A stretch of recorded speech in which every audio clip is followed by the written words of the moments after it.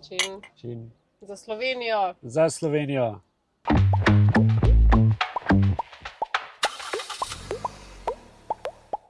Dobrodošli v podcastu Po desnem pasu.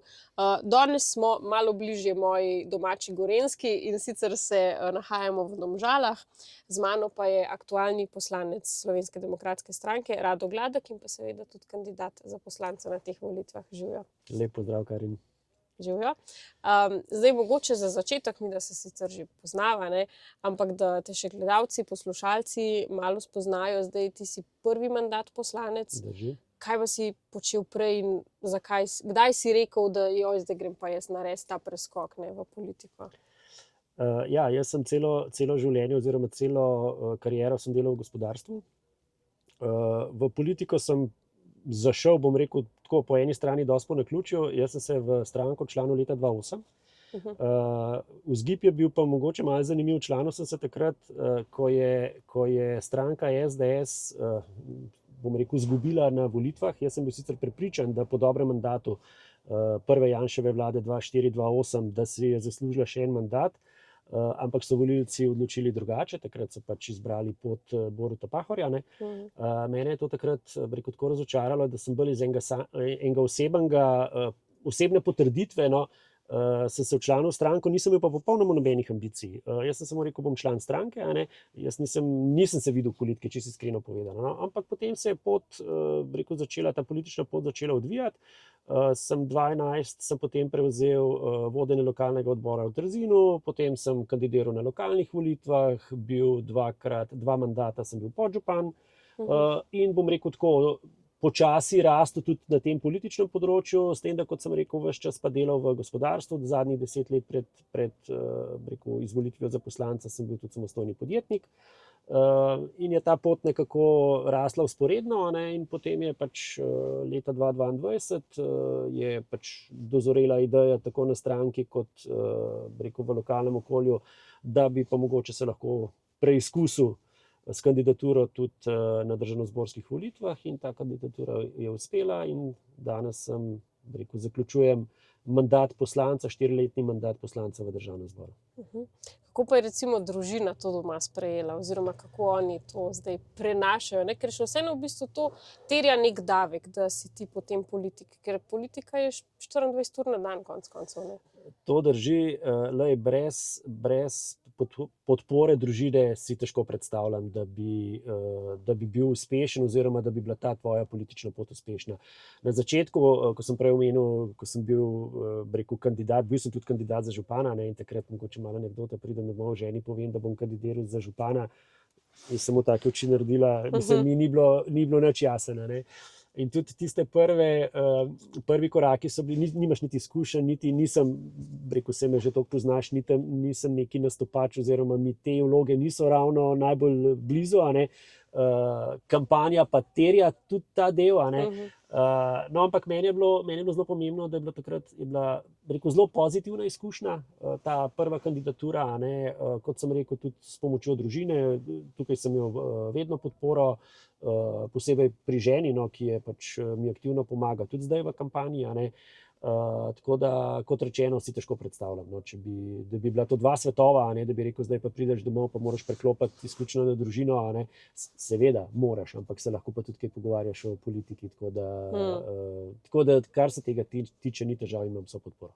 No, to je lepo slišati, ker brez tega res ne moreš zdržati, To je konec koncev tvoje zatočišče, Drži.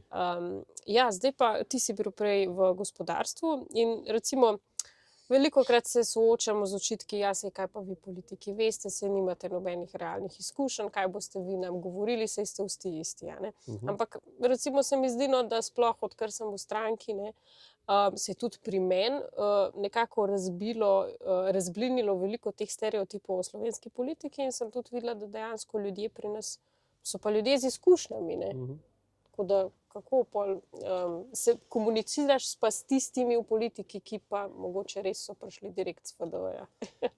Jaz načeloma s komunikacijo nimam težav z nikomer.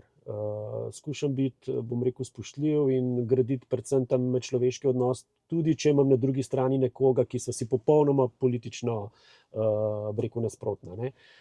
Ampak ja, recimo prednost, če zdaj malo primerjam, bi rekel, našo, bi rekel, etablirano stranko z dolgoletnimi izkušnjami pa neko novo nastalo stranko, a ne, je pri nas, bi rekel, dobra kombinacija. Imamo izkušene politike, lahko rečem izšolane politike, pa recimo vedno v vsakem mandatu, ali pa če zdaj iz lastne izkušnje govorim, sploh ta zadnji mandat, recimo nas je bilo osem, bom rekel, novih poslancev, a ne, z različnih vetrov, a ne, iz gospodarstva, iz šolstva, glavno sta bile te dve veje, a ne, in to je zelo pomembno, a ne. Zato, ker, bi rekel, na ta način prinašamo neko svežino, pa tudi, če smo, bom rekel, malo starejši, a ne, prinašaš neke izkušnje, pa tudi neke drugačne poglede, a ne, in to se je dostikrat izkazalo, recimo ljudje narobe mislijo, bom tako rekel, ne, da je tukaj pač pri nas neko enoumje, daleč od tega, a ne. Odvisen, kakšna tema je, jaz sem pač pokrival teme predvsem gospodarstva pa financ, a ne. In jaz sem vedno iz lastnih izkušenj to gradil, a ne. Ko so pripravljali nek zakon, ko je koalicija, kot vemo, mi smo bili zdaj 4 leta v opoziciji, kar je pač problem, ker ne moreš nič narediti, oziroma lahko samo, bom rekel, izpostavljaš probleme, ki jih bo nek zakon ustvaril, a ne. Ampak mi smo vedno, bi rekel, iz izkušenj, sem jaz vedno iz izkušenj gradil in tudi iz izkušenj, bom rekel, v razpravah povedal, oziroma pokazal, da ta rešitev, ki so jo, marsikatera rešitev, ki so jo pač predlagala, ne, v praksi ne bo pila vode, a ne. En tak, recimo, zelo razvpit primer je bil štempljanje, a ne. Veste, jaz, ko sem slišal za štempljanje, jaz sem, kot sem rekel, delal celo življenje v gospodarstvu, veliko ur naredil, pa se ne čutim zaradi tega izkoriščanega, bi rekel, pro bono, ker sem pač jaz to dojemal kot neko osebno rast, kot nek razvoj. Delal sem vedno v tehničnem poklicu, a ne, se pravi, ti rabiš veliko nekih ur, ki jih, bom rekel, vržeš stran, ker se učiš, a ne, da boš jutri lahko neko zadevo lahko hitreje rešil, a ne. In ko so začeli z štempljanjem, sva tudi z ministrem Mescem imela tudi kakšne duele kdaj, a ne. Meni bo pač nekdo težko razlagal oziroma zagovarjal nek zakon, nekdo, ki pač nikoli ni, bom rekel, resno delal v nekem gospodarstvu, a ne.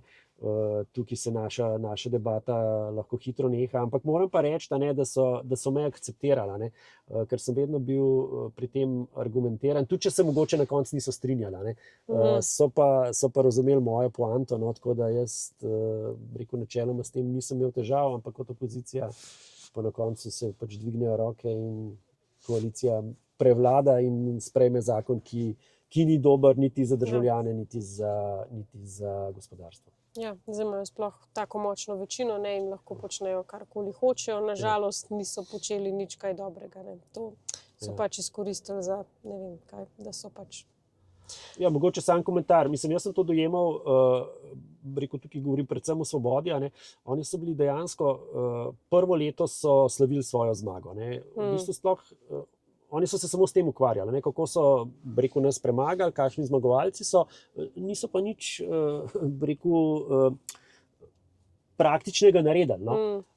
Zato je tudi, po mojem mnenju, Levica izkoristila, ker je pa imela malo več izkušenj in je izkoristila to situacijo in so oni v bistvu za svojimi predlogi, za svojimi zakoni, ker če gledamo te predloge, to so v glavnem bili predlogi Levice, a ne, govorim, kar se tiče gospodarstva. Saj veste, gospodarstvenike je treba nagnati z bajoneti v morje, to so sami izkoriščevalci delavcev, saj imajo denar, se lahko dajo in tako naprej. Mislim, to smo poslušali, no, lahko rečem, skoraj 4 leta v tem parlamentu.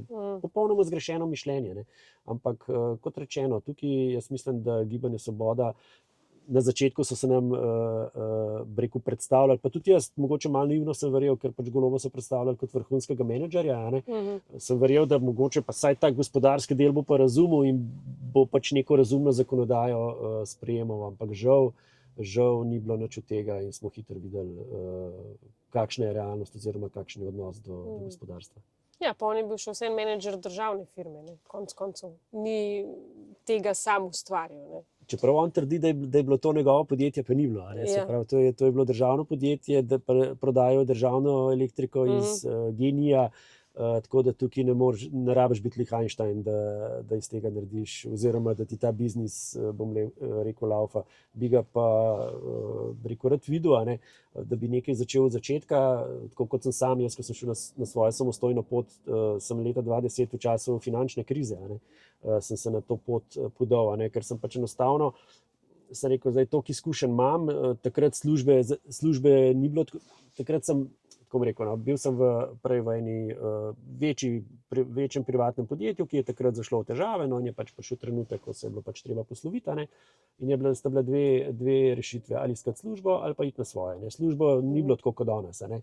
Takrat te niso čakali z odprtimi vrati samo priti, ne, in pa sem glede na leta izkušnje sem rekel, toliko pa že znam, da se znam tudi sam preživeti, no, in sem poskusil in mi je uspelo, ampak to pomeni delo 24/7, cele dneve, tukaj ni bilo štempljanja, ker če bi si jaz računal, koliko dejansko sem efektivno časa porabil, da sem potem nek zaslužek imel konec meseca, bi najbrž hitro obupal, ampak večina malih podjetnikov dela ravno na ta način in na ta način tudi uspe, ker vztraja, ne? Ker če vržeš puško v koruzo, tako kot jo nekateri na višjih nivojih, potem pač ni uspeha. Ampak še vseeno, ne, oni se hvalijo, da so naredili veliko dobrega v tej državi, tudi na področju gospodarstva. Zdaj ponavadi operirajo številkami, da imamo neko gospodarstvo rast, pa da inflacija je padla. Zdaj, kako je zdaj s temi številkami? Lejte, en lep pokazatelj je, kar se tiče gospodarske rasti, a ne. Nam, tako naše inštitucije, recimo UMAR, kot Mednarodni denarni sklad in tako naprej, oni nam vedno višjo rast napovedujejo, kot jo mi dejansko potem uspemo realizirati, a ne. Ponavadi začnemo, ne vem, preko 2%, potem so pa popravki in vsak kvartal ta gospodarska rast pada, zdaj smo nekje na 1%, a ne, kar pomeni, to smo mi krivi. Izključno politika, preko trenutne vlade, ker po projekcijah, preko teh inštitucij, ne, ki gleda ne samo Slovenijo, gleda tudi mednarodno okolje, in na ta način analizira, kaj bi lahko Slovenija dosegla, ne, mi očitno nismo v stanju tega doseči, ne. Mi sami sebi z lastnim ravnanjem oziroma z ravnanjem te vlade potem pridemo do tega, da je gospodarska rast nižja in kot si rekla, v bistvu vsi pokazatelji, tudi kar se tiče konkurenčnosti, a ne, v bistvu padamo, a ne, in jaz res moram reči, težko poslušam tam v Državnem zboru, a ne, ko kritizirajo prejšnjo vlado, ne, ampak mi smo takrat po koroni, po res preko najtežji situaciji v času samostojne Slovenije, smo mi Slovenijo pustili v dobri kondiciji. Mi smo bili ta druga država,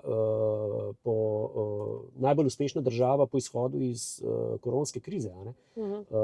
In kaj smo naredili v 4 letih? V 4 letih smo to zavozili, a ne. Zdaj smo pa, kot sem rekel, konkurenčnost nam pada, zaostajamo v rasti BDP-ja z ostalimi državami, dohitevajo nas sosednje države, za katere se nikoli ne bi mislil, da nas bodo.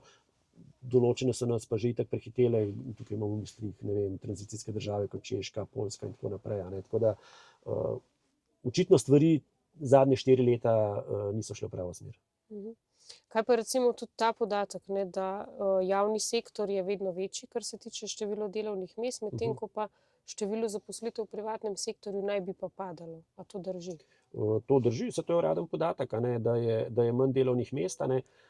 Problem javnega sektorja pa je v tem, ker kot prvo ni urejeno, oziroma javni sektor je mogoče zatočišče za pač nekoga, ki nima nekih ambicij v življenju, kar okej, razumem, a ne. Ampak prav bi bilo, da je tudi v javnem sektorju dobro delo nagrajeno, a ne, ker kot veš, v javnem sektorju ti napreduješ glede na to, koliko časa si v javnem sektorju, v službi, kar mi je popolnoma skregano z zdravo pametjo, a ne. V zasebnem sektorju ti napreduješ glede na to, koliko si uspešen oziroma koliko dobro delaš svoje delo. In enako bi moralo biti tudi v javnem sektorju. In v javnem sektorju je ogromno ljudi sposobnih, kvalitetnih, ki radi upravljajo svoje delo, in bi bilo prav, da bi bili tudi za to dobro nagrajeni, a ne. Bi pa bilo treba poskrbeti, da je javni sektor dejansko servis gospodarstva, tudi kar se mene tiče, tudi plače, v bistvu ta rast, plače v javnem sektorju rastejo bistveno hitreje kot v zasebnem sektorju. Rast plač bi mogla biti, bi rekel, enaka, ne? Ker realni sektor, gospodarstvo generira denar za to, da nam tudi javni sektor oziroma država kot taka finančno funkcionira, ne? In tukaj bi mogla biti nagrada javnemu sektorju, bi mogla biti rast gospodarstva in plače bi se morale tudi na ta način dvigati, pa kot sem rekel, pač ljudje biti nagrajeni, izpostaviti sposobne, jih motivirati, a ne pač tisti, ki pa ne opravlja svojega dela, pa tudi javni sektor ne sme biti zatočišče, rekel, brezdelja, tako kot ni zasebni sektor, ne. Pa če se dotakneva še dviga minimalne plače, ne, o tem se veliko govori. Zdaj levi politični pol zelo rad nam očita, da mi smo pa zdaj proti minimalni plači, ne, proti temu, da bi se zviševala, kar seveda ni res, ampak kako pa to reševati tako, da bi bilo za vse dobro, ne? Mi smo oziroma prejšnja vlada je ta ukrep že naredila z dvigom te splošne davčne olajšave, a ne, ki bi bila, če bi ta ukrep te mini davčne reforme obveljal, bi bila danes 7.500 evrov, a ne, in v tem primeru tudi minimalna plača po teh izračunih bi bila preko 1000 evrov, a ne, če bi to obveljalo, ne. Ampak to je bil recimo eden od takih ukrepov, ki je bil meni popolnoma nerazumen oziroma skregan zdravo pametjo, ko so takoj po volitvah, a ne, oziroma v prvem letu so jaz mislim, da brez razmisleka, izključno samo zato, ker je to naredila Janševa vlada, so to mini davčno reformo ukinila, ne. Tukaj gre za generalno drugačen pogled, bom rekel, kar se tiče ravnanja z denarjem posameznika, ne. Mi zagovarjamo pač nižje davke, se pravi v Slovenski demokratski stranki zagovarjamo nižje davke in da naj ljudje razpolagajo z svojim denarjem, a ne. Ne pa, da jih obdavčujemo in da potem država nam pa nudi razne storitve, za katere dostikrat slišimo, da pač jih na koncu ne moremo dobiti, a ne. In ta, bi rekel, dvig minimalne plače je bil izključno predvolilni bombonček. To so, tako kot je bila božičnica, a ne, tako kot smo tudi za božičnico z ust premierja slišali, saj gospodarstveniki imajo denar, a ne. Če je bil on res nek gospodarstvenik, bi vedel, a ne, da ti na začetku leta narediš nek načrt, finančni načrt podjetja, a ne, in ti uračunaš, kakšne stroške boš imel, plače, regrese in tako naprej. In če ti dobiš decembra nov zakon, da moraš izplačati božičnico, je to za marsikoga problem. Vsi nimajo enormne dobičke, marsikdo se bije bitko za preživetje. In zato tudi poslušamo zgodbe oziroma jih beremo v medijih, ko so dejansko določeni podjetniki bili prisiljeni zapreti firme. Marsikatero tuje podjetje je svoje poslovanje preselilo, ker je pač enostavno naše davčno okolje nezanimivo, zaradi previsokih obremenitev, pa predvsem nepredvidljivo, ne, ker pač ti ne moreš kot podjetnik preko sred leta imeti take spremembe, ki jih ti na začetku leta nisi načrtoval, no. In če nam bojo volilci dali možnost oziroma da bomo dobili dosti močno večino, bomo sigurno ena od prvih ukrepov bo sprememba davčne zakonodaje, ki bo prijaznejša tako do državljanov kot do gospodarstva. Kaj pa recimo s temi normiranci, ne? Zdaj v tem mandatu so jih zelo zategovali, ne, v bistvu oteževali ta sistem. Kaj pa jim mi ponujamo, oziroma Slovenska demokratska stranka? No, kar se normirancev tiče, mislim, da glavni greh oziroma fokus sedanje vlade so bili zdravniki. Če se spomniš, na začetku je bila mantra, da je med zdravniki ogromno normirancev, ki izkoriščajo sistema, ne. Ampak to ne, mislim, seveda jih je bilo en del, ne. Ampak med normiranci je tudi ogromno drugih, bi rekel, poklicnih skupin oziroma dejavnosti, a ne. Tako da mi smo 3 leta poslušali, da so izkoriščevalci sistema, da se izogibajo davkom in ne vem kaj še vse, a ne, potem pa kar naenkrat, zdaj pred koncem mandata se je pa zgodba obrnila, ne. Glejte, normiranci so en tak, bi rekel, modus operandi podjetništva, ne, ki bi mogel biti, bom rekel, po eni strani dejansko vzor za ta manjša podjetja, ne, ker ti kot majhen podjetnik, z lastnih izkušenj govorim, ti si sama, ne, ti se nimaš časa z administracijo ukvarjati, ti nimaš časa za, bi rekel, računovodenje, ne, ti nimaš časa za razna poročila in tako naprej. In to je v bistvu normiranca, ne, da ti pač imaš nek posel, veš, da če boš imel tak promet, ne, boš od tega plačal toliko davka in se ti seveda pač račune dobivaš, jih izstavljaš, ne, ti se pa ne ukvarjaš z temi vmesnimi koraki. Ne. In mi sigurno bomo, vsej roko na srce, zdaj so ga približali temu, kar je bila naša ideja, ne, ampak mi bomo glede na to, da prihodkovno stran bomo dvignili, se pravi ta prag za normirance razmišljamo tam, da bi bila nekje višina 150.000 evrov, ne, pa ta davčno stran bomo pohranili nekje v teh mejah, kot je bila. Razmišljamo pa, uvedli bomo pa še eno novost, a ne. To so ti tako imenovani pavšalisti, a ne, ker recimo jaz sem se vedno čudil, ko si, ne vem, šel v Avstrijo, ne vem, si smučal, pa je bila tam neka taka gorska restauracija, pa si šel gor, pa si šel nekaj pojesti, pa nisi niti računa dobil in tako naprej. Govorimo o teh pavšalistih, a ne.